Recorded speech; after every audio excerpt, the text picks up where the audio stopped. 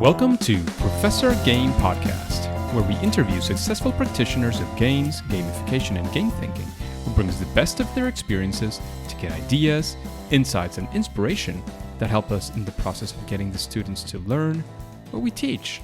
And I'm Rob Alvarez. I teach and work at IE Business School in Madrid, where we create interactive and engaging learning materials. Want to know more? Go to professorgame.com/subscribe, start on our email list, and ask me anything.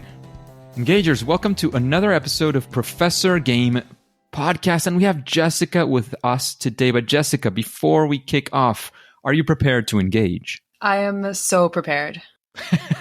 Let's do this because she is a multi-hyphenate creator of games and immersive experiences. Her company, IKantKoan, I hope that I got that pronunciation well. It uses agency and storytelling to make sense of complex ideas, playful and accessible. She is an immersive experience designer dedicated to crafting playful, transformative experiences that bring people together.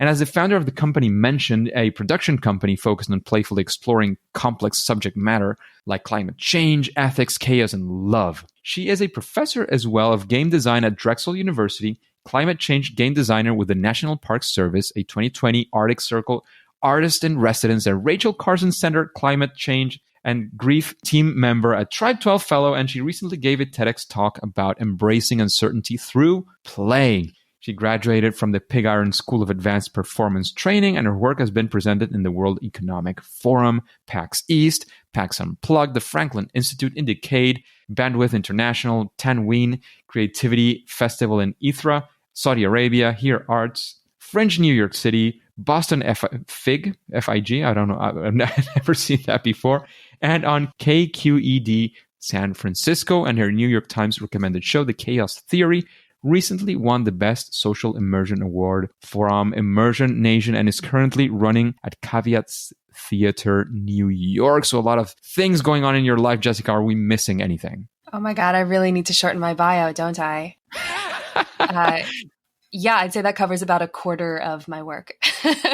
Absolutely. It makes a lot of sense. So thank you very much for that introduction and all those things that you're doing. And we are going to start getting into that. But before we sort of delve directly into the topic, Jessica, in these times of COVID and coronavirus and all these things, what do your days look like? What are you doing in days like now?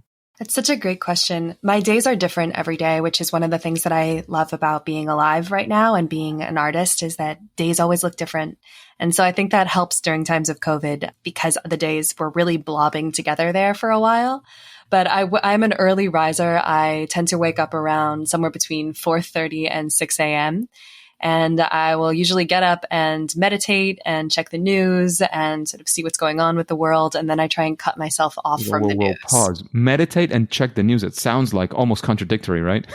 Yeah, I meditate first so that I can be in a headspace to check the news without losing my mind. And then I really cut myself off. Once I see what's going on for the day, I try not to check until after I'm done with work, because otherwise I know that I will news spiral like a fiend. But I have a really amazing morning routine, and I'm usually just up and ready for work by 9 a.m., settled in with a pot of tea, usually the first of like 3 or 4 for the day. And then I'm in meetings and classes for most of the day. It's a lot of social time between the hours of like 9 and 5 or 6. And after that, it's still some more work time. So usually I try and get all the social work done during the day. And then in the evenings, I can focus in on big picture planning and class planning and thinking about what the company needs and putting in any work that is needed there. And then I tend to wrap up pretty late depending upon what my team is like. Sometimes I'm working with teammates in California, so we're in production calls till midnight. If I'm lucky, that's not the case, and I can be in bed by 10 p.m., which is my very happy space, considering at heart I'm an octogenarian. Absolutely. So you're trying to go to bed at 10 to wake up at 4:30. That's still pretty tight, right? Yeah, it still doesn't make any sense to me how I could possibly wake up energized at 4:30 in the morning, but it happens. Good for you. So you wake up, energized. You do all these things every day, and you're doing amazing work as well. But we want to go first into a story of what we like to call our favorite fail or first attempt in learning. One of those failures that you had in your career and things related to games, game design, playful attitude, and all these things. where, of course, you learned some sort of lesson. We want to be there with you. We want to be immersed in that experience with you and learn alongside your experience. Yeah, this is also such a great question. I tend to live by the mantra fail faster, which is one of my favorite things about game design is that it's so rich in this tradition of fail fast and getting your work out before you're really ready to show it to anyone. So when you're still terrified, and that's how I try to put work out into the world before it's ready, when I know it's not ready because I'm a perfectionist. And so if I sit around and wait, I'll wait forever. So I've been training myself over the years to try and fail as quickly as possible. But the failures are so painful, especially when I first started doing this. So I was working on a show last year, actually, and it was called Know Thyself, and it was a gamified look at Museum of Philosophy. And so I looked at a bunch of philosophers who were not particularly well represented in the canon. So a lot of like women and people of color, non-gender conforming philosophers. And I designed philosophy games based on each of these philosophers so that people could come through this experience. And instead of reading a plaque or seeing a painting of a philosopher to learn about their life, they would play through the games that ask them, the players, to sort of understand the mechanics of the philosophies, and they would get a chance to test them out for themselves. Is this a philosophy that they could reasonably make choices based on? So they would play games based on these philosophers. And when I first started working on this, I asked a handful of my friends over to test out some of these games. And there was no framework around it. No, it wasn't even a museum theme yet. It was just these random philosophy games. And so I tried them out on my friends, and I warned them that they were incredibly rough and it was going to be like this is really early in the process. I need to know which things to build on. So we're not going to like shoot everything down. Just help me see what the seeds of beauty are that could grow into something amazing. And so I thought I did an amazing job of talking about where I was in the process, but I was so incredibly wrong about that. My friends played the games. I could see it in their eyes that they were either bored or sad, or they were just so confused. They didn't know what was going on. They were terrible. And so I'm sitting there trying to keep up a brave face. And we get to the end of this play test and I'm listening. I turned to them and I was like, okay, so first thing, I would just love to know what your overarching thoughts are. Like, does anyone want to share your overwhelming feelings about any of these games? And it was just silence. No one had anything to say, which is so much worse than critique. It was just, there wasn't even anything worth commenting on. And I was devastated. And I thought, oh God, I've failed. I've failed before I've even begun. This is a real permanent failure, not a temporary failure. Unfortunately, I had a teammate there to say, no, this too is a temporary failure. And let's just take that silence and learn from that silence. And so that's what we did. Fortunately, I was able to ask them a few more pointed questions before letting them out into the world. And what I really learned was that playtests need frameworks. Even early on, I could have given them something to hold on to. And I also learned not to quit too soon, not to quit before I got started, because I had to keep going with this project because we were already slated to open the show. And so it had to happen. And that really, my friends came back to see the whole production because they're very good friends. So even after going through this experience, they still came to the show. And afterwards, every single person who had been at that playtest stopped me to say that they were not only completely awed by the production that it had turned into and that they had had an amazing time at the show, but also that it was made even more meaningful from seeing what a show it had been a month before. And then, in fact, it was inspiring them to go forth and do the things that they were going to quit because they had seen how much could change in the course of a month and how something who had been a total disaster could actually become a thing of beauty.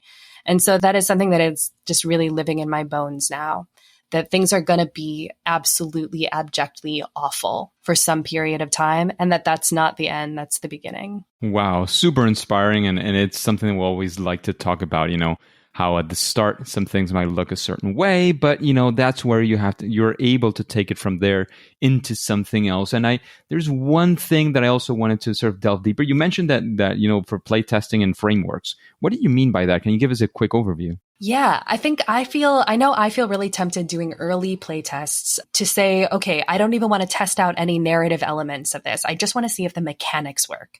I want to know that this thing can run on its own without the story or the tension or all like the beautiful things that make us love to like live in an environment or a world for a little while that we usually step into with a game. And what I have found is that mechanics by themselves are just boring. they need something. They just need something to hold them in their shape. And for me, I'm a narrative storyteller. I put story on everything. And so instead of just putting forth the mechanics, when I know that story is integral to the game, I'll put forth the theory on the narrative also, even if I don't know what it is. So if I was playtesting philosophy games now, even if I didn't know that I wanted to set them in a museum setting, I would put them somewhere. I would let the players know what their role was in this playtest. So you are coming here as a tourist to this experience. So just keep that in mind. I'll try and let them know who they are, as well as what I'm looking for in the playtest. And that has been really, really helpful in playtests for the last year. It makes sense because what you're testing for is what eventually will become a game that has a narrative. So subtracting a full element like the narrative that you'll have there makes it a lot more difficult to get feedback, right? Exactly. And just because I trust that the narrative will be there, that does not mean that the players trust that. Why would they? They haven't seen it before and they're not in my head. So I've got to give them the confidence to be able to engage deeply with the material, even when it's messy. And so story is a way to do that, just the same in playtest as it is in any sort of final product. Absolutely. And the thing is precisely in those playtests to get the people to see the things you're not seeing because they're not in your head. That is a fantastic comment as well. We've gone from this difficult moment, this learning lesson. We saw as well how you came out of it and that it eventually became a success, and that's very inspiring as well. So now we'd like to go for a story which was, again, it could be from the start or not from the start, but that actually was a success. Something that you sort of can be proud of and you want to tell the story of how that went well. Can you tell us such a story? Yeah, absolutely. I would say there are two that I would love to touch on. One is actually the same project, this Know Thyself project on philosophy games, because it was all about ethics, those games. And so trying to make something like Hannah Arendt's philosophies on banal evils. Hannah Arendt was writing during World War II. She survived World War II and was talking about what it looks like to have evil in the world. And so when you're making games about a philosophical system that started off as a response to Nazis and has grown into a way to look at the ways in which everyday evils and cruelties creep into our life.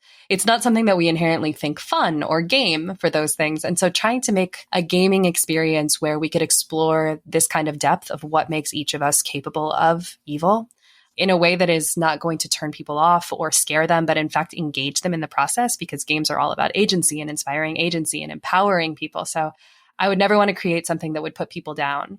And so to try and find that balance to create an empowering game about seeing the evil in ourselves was really challenging. And so trying to do that with all of those philosophies was probably one of the biggest gaming challenges of my life. And I grew so much as a gamer doing that. I probably made 60 games in the process of getting to 20 or 30 that ended up making it into the experience. And the other one that I would touch on is I started gamifying my own productivity in 2018, which I think probably a lot of your listeners have done also. But I really set up a pretty crazy system for myself. I just got curious about New Year's resolutions on January 1st. And so I looked it up, and the internet, of course, is like, don't do this. Do not set New Year's resolutions. Nobody follows through. You'll never do it. And so as soon as I read that, I was like, okay, all right, I hear that. Challenge accepted. And then I set myself probably 200 New Year's resolutions and provided myself a gamified framework for achieving those things. And I know myself well enough to know that I have to trick myself into committing to things. So the idea of doing something for a year was too daunting for me. To do something every day for a year felt terrifying. To have a full year to get something done felt amorphous.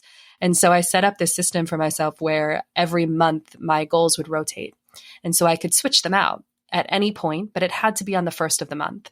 So I was already going to be locked into a structure, but there were checkpoints. So I would only really have to commit to something for 30 or 31 days. And that is a way more reasonable commitment than a full year. And so I set up a bunch of little gamifications within that system, and that changed the whole way that I work. It still has ripple effects in my days.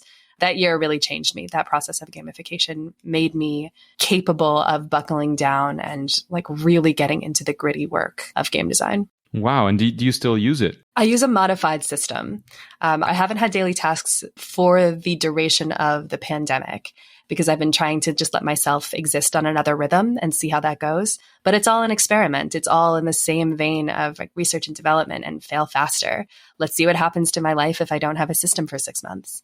And so now I'm putting a system back in place for November, which I'm really excited about. Nice. Very interesting. And you've been talking, we mentioned some of the things in the introduction. You've talked about one of your failures, which ended up being one of the successes, which you talked about right now as well. And then this other success, which was in sort of a personal gamification situation. When you're approaching a problem, you have a problem to solve and you're going to solve it using games, gamification, game design. Do you have some thought process, some structure, some systems when you're going to do that? A series of steps. How do you approach one of these problems? What do you do when you're setting yourself to solve these things? I usually start with some free writing, or the most basic possible thing I can do just to think through a concept or a challenge. I'm a writer, and so usually I'll just start writing and see what happens. Or if I'm going out for a walk, I'll just set my phone to voice record and just do some stream of consciousness thinking. I call it getting my squiggles out, just to see what kind of basic things my brain can come up with that I will no doubt find insufficient later, and what kind of weirdnesses crop up that once I get to a place where I start putting a box around whatever the problem is to help really define what it is, I can still have something to turn back to say, all right, when I was thinking really expansively, how weird was I getting, or what direction was I thinking in? That way, if I start to get cramped or constrained in my thoughts later, I have something to return to help me see the really big picture. And then I tend to follow the fun. What's engaging about this? Where's the heat? What am I actually drawn to? Because chances are, if I'm drawn to this thing, others will be also. And this is the thing that I'll be able to execute at the highest level because my brain wants this challenge. It's really excited by this challenge. And so usually I'll go for that and then just follow that line of thinking and creation as long as I can. And if it starts to feel bad, I'll just check in with myself. Is this feeling terrible because I've been sitting with it too long and I need a break? Or is it feeling terrible because I've really hit a wall here and this is a dead end and I want to turn myself around and try another route? So I do really well when I have multiple projects or questions going on. So I like to be able to hop from project to project so that I don't get myself too deep in the weeds or micromanaging myself about an idea. So that tends to be the way in which I work. I'll follow the fun as long as possible. And when it stops being fun, I take a break and go focus on something else. But if I ever get really stuck, I try to return to the core concept. What are we actually trying to do with this gamification? What's the real goal? Is this goal the right goal? Is it just about getting people to do something, or is it about getting them to really think deeply about what this something we're asking them to do is?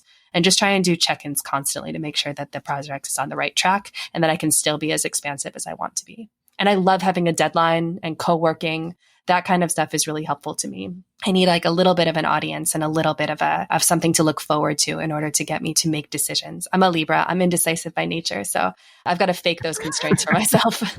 So you're looking for constraints. I've heard that one before. People who thrive with constraints as well. So that sounds amazing. It sounds like very, very much of a free flow in many ways, which is fantastic. It works for many, many people, and it seems to be working very well for you. Just a quick break before we continue. Are you enjoying this podcast? If you're listening through a podcasting app, please subscribe and rate us on the app. This will be of great help to reach more engagers so we can change the world together through gamification. So Jessica, is there something that when you're creating these projects and you've had these experiences, would you say there's some sort of best practice in this space? Oh gosh, yeah. I think probably best practice is, this is also on a little free flowing here, but I think the best practice for a lot of this is for game designers to trust their instincts and to create things that they would want to experience. I'm working with one of my classes right now on gamifications, and I'm having them design gamifications for their own lives around a particular challenge of theirs. And so what I've started to hear back from them is that very few of them are having fun doing this project. Very few of them, but they are feeling deeply satisfied. And so I think there are ways in which it is the best practice to follow the fun of a project, even if that fun is really small or light, because it will lead to other really valuable emotions like satisfaction. And so I think allowing that process to unfold is really great, sort of taking the time with the gamification and for game designers to go through it themselves as much as they possibly can, because it's really easy from the outside to say, oh, this is a fun thing. This will improve upon the thing that was before, or what it would be like to explore this work without a gamification. But then if you actually go through it, you really start to feel those sand traps of where it's actually not fun or would be alienating enough to send people in another direction. And so I think really going through the process is a best practice. And providing a really solid framework for anyone who's going through the experience. Did they know who they are in this experience or why they're going through it or what's going to be expected of them? As much as their brain space we can free up from wondering what the process is going to be like, I think so much the better, because then they can really use that mental energy to engage deeply with the gamification. And so I think that's really huge. Just giving your players as much security as you can offer them at the offset so that you can provide them some bigger questions and things to contend with as they actually go through the experience. That and laughter. Absolutely. So two best practices there. Can I Jessica. add one more, Rob? Yes, the third one. The third one is humor. I think laughter has a really important role in gamifications and asking people to do new things or to engage in a process in a way that is scary or unexpected. I think just making sure that people have a chance to laugh and relax and to really understand that the stakes are not necessarily life and death, unless, of course, they are. You know, you can definitely gamify life and death, but for the most part, it just really helps people to lean into an unusual experience. And that can go a really long way with gamification. Yeah, and even if the situation is life and death, one of the things that tend to happen is that you're simulating or showing what are the things in a place where it is not life and death, so you can see that before it actually happens, right? Exactly. Yeah, they're training grounds. It's all training grounds. And, you know, they're kind of like adult playgrounds, or they can be. Yeah. Kid playgrounds too. Safe playgrounds. Exactly, yeah. But we never expect solutions. You know, the whole reason we go through processes of problem solving is because we don't have the solutions at the outset. So we have to know that the unexpected things are a part of this process, and it helps to be able to lean into those things if it's joyful in some way. Makes sense. So what would you say, Jessica, if after hearing these questions, the whole vibe of the podcast, I know you've listened to a few episodes as well, is there somebody that comes to your mind? You say, well, I'd really like to listen to this person interviewed on Professor Game, a future guest. Yeah, Elizabeth Hargrave came to mind pretty immediately. She's the designer of Wingspan, which is such a playful game that is like so mainstream now and is about birds, and it's about, like identifying birds. Wow. I had never heard of that. In fact, Wingspan has to do with a project I'm working with a company that is in India. So it probably has absolutely nothing to do with that that person that you're mentioning. I'm sure, but I had never heard of the person or that project that game either. And keeping up with the recommendations, is there a book that you would recommend this audience, these people who are interested in games, gamification, game design? Is there something that you would ask us to read that we haven't? Yeah, I'd say the book that put words to a total squiggly mess of my brain was The Finite and Infinite Games by James P. Carson. It's definitely not everyone's cup of tea. It reads as a philosophy book, but it so gets to the heart of games for me. And this idea that we play games because we love to play, not just because we like to win or lose things. And so it really takes a very broad global look about the role of play and how play is about forever. It is a mindset. It is about being playful in the world, not just about being playful within a gaming experience or trying to win a game. And it just speaks to my soul, that book. Wow, sounds like an amazing book. I haven't read it. It's going to be added to the long queue of lists that I have of reading books. So again, within this recommendation space, this is probably one of the most difficult questions in this podcast. I would like to know, and the audience would definitely like to know, what would you say is your favorite game, Jessica Creane? My favorite game is called Pancakes or Waffles. I have no idea who made it. I can't track it down for my life. I have tracked it down as far as a secret website on the Middlebury College campus in Vermont, where it is password protected. And that is the closest I have come to finding any information out about the origins of this game. But I love it. I've loved it for probably a decade now. Can you find it? Like, is it sold, or how does it work? How could we find it if we want it? It is not sold to the best of my knowledge, but I can tell you how it's played. It's very much a party game, but it is a bleak party game, I will warn you. It's called Pancakes or Waffles. And if we were to be playing, Rob, it's best experienced with a sort of a large group or a mid-sized group. But if we're playing together, then I will just ask you pancakes or waffles, and you have to tell me which one you like better. Let's say pancakes for the sake of it. Great. So waffles are gone from the universe. They are completely and totally gone. No more waffles. So now you're going to ask me a question, and you're going to pose this question as pancakes or something you like better than pancakes. And you're going to ask me to choose between those two things. Pancakes or pizza? Great. So I will choose pizza, which means that pancakes are gone from the universe. So there are no more pancakes and there are no more waffles. And that's the whole game. You just keep going in this same vein, getting rid of things from the universe that are less valuable to the group than other things. And it takes the group to a very bonded and very strange place. And I really sounds like love that. Yeah. It's so accessible. It sounds like that for sure. Yeah. It's what? It's also such an accessible game. There's no components. You can play it anywhere. I just love it. Yeah, you don't need anything. You just start playing. Yeah. Absolutely. And in this realm of games and creating games and game design and gamification design, what would you say is your superpower? What is Jessica doing probably better than most other people?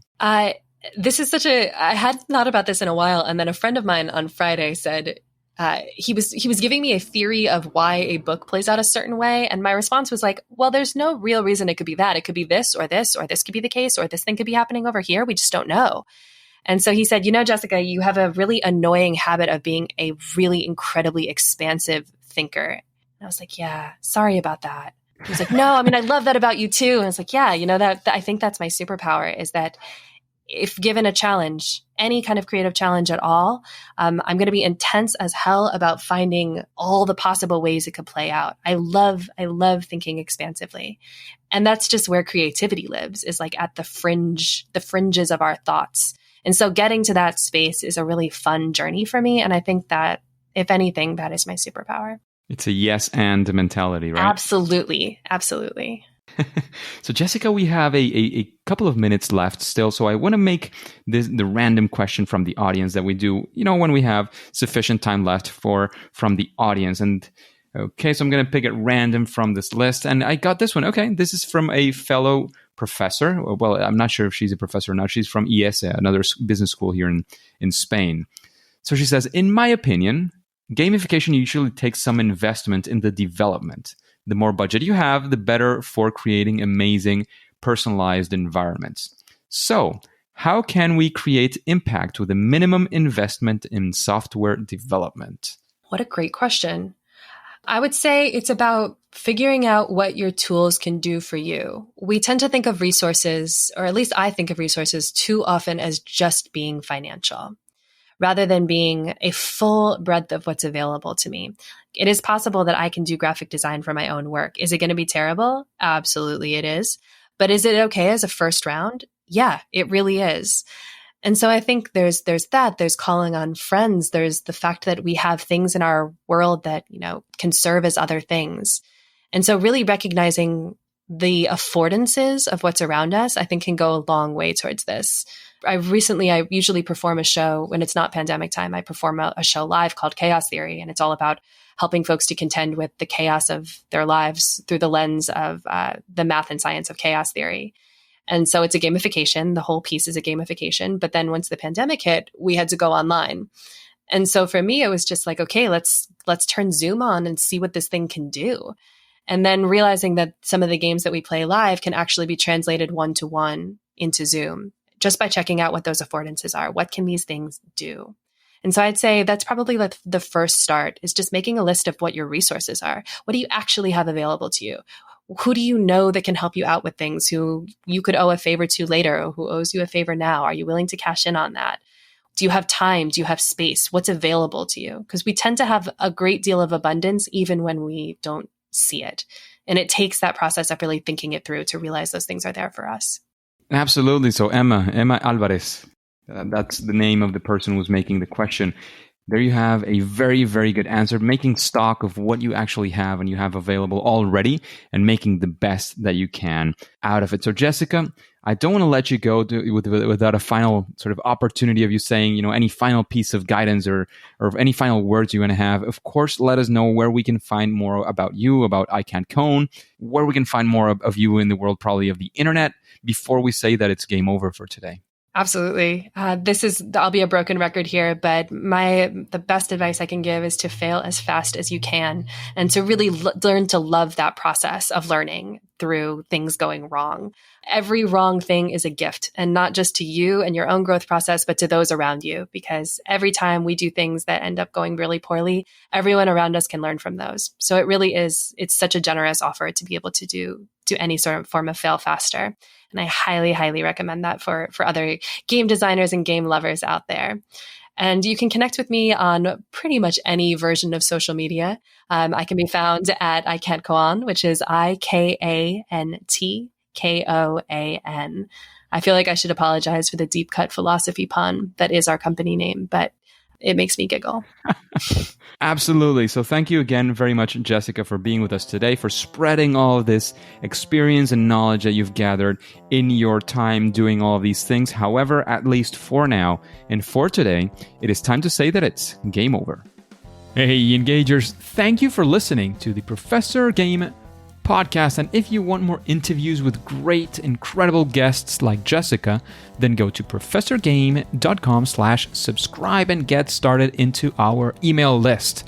That way we can be in contact and you will be the first to know of any opportunities that Professor Game might have for you. And before you go on to your next mission, please remember to subscribe if you haven't, using your favorite podcast app, and listen to the next episode of Professor Game.